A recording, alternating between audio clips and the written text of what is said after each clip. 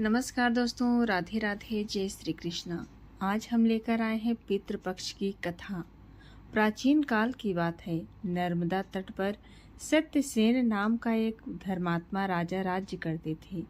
वे सत्यप्रिय, दानी और प्रजा वात्सल्य से युक्त थे, परंतु एक दोष उनके जीवन में था। वे पितृ श्राद्ध की उपेक्षा करते थे। राजा प्रतिदिन देवताओं की पूजा, यज्ञ और दान तो करते, किंतु अपने पितरों के लिए जल का अर्पण और श्राद्ध कर्म करना उन्हें तुच्छ जान पड़ता। वे कहते, देवता ही सबके स्वामी हैं, पितरों की उपासना का क्या प्रयोजन। एक वर्ष पितृपक्ष का समय आया। नगर के सब लोग श्रद्धा से श्राद्ध करने लगे।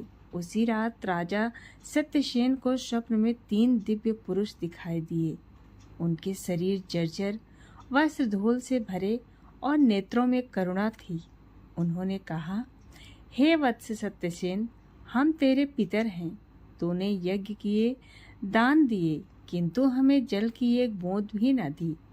स्मरण रख, देवताओं को प्रसन्न करने से पूर्व पितरों को प्रसन्न करना आवश्यक है, क्योंकि जैसे वृक्ष की जड़ को सींचा जाता है तो शाखाएं स्वतः हरी होती हैं, वैसे ही पितरों का तर्पण करने से देवता और मनुष्य सब प्रसन्न होते हैं। राजा भयभीत होकर बोला, हे पितृजन, यदि मुझसे भूल हुई है तो कृपया क्षमा करें, मुझे उपाय बताइए। अगली सुबह राजा दरबार में उदास बैठे थे। तभी नगर में पधार महर्षि गालों ने उनका मनोभाव जान लिया और बोले, राजन, देवताओं की पूजा श्रेष्ठ है, परंतु पितरों की सेवा अनिवार्य है। पितृपक्ष में जो पुरुष तर्पण करता है, उनके पितर तृप्त होकर आशीर्वाद देते हैं। जिन घरों में श्राद्ध नहीं होता, वहां संतति, सुख और लक्ष्मी की स्थिरता नहीं रहती। राजा ने हाथ जोड़कर पूछा, गुरुदेव, मुझे विधि बताइए। महर्षि ने कहा, तू तिल और जल से तर्पण कर, गायों को घास और जल दे, ब्राह्मणों को अन्न और वस्त्र का दान कर। ये सब करते समय हृदय से अपने पितरों का स्मरण करना, यही उनका परम तृप्ति का मार्ग है।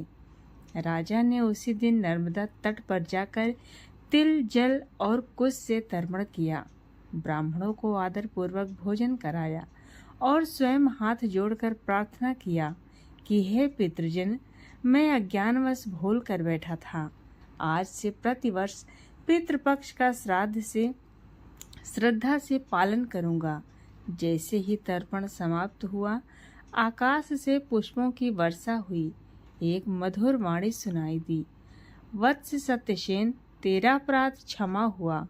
आज से तेरे वंश में कभी अन्न, धन और संतान की कमी नहीं होगी। इस कथा से हमें ये शिक्षा मिलती है कि देवता और पितर दोनों की पूजा आवश्यक है। देवताओं की कृपा तभी स्थिर होती है जब पितर प्रसन्न हों। जड़ और शाखा का सिद्धांत, जैसे वृक्ष की जड़ को जल देने से शाखाएं हरी भरी होती हैं, वैसे ही पितरों का तर्पण करने से संतान और वंश का कल्याण होता है।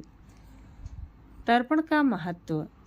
तिल, जल, अन्न और दान पितरों की तृप्ति का मार्ग है। श्रद्धा ही प्रधान है। श्राद्ध केवल कर्मकांड नहीं, बल्कि हृदय की सच्ची भावना और कृतज्ञता का प्रदर्शन है।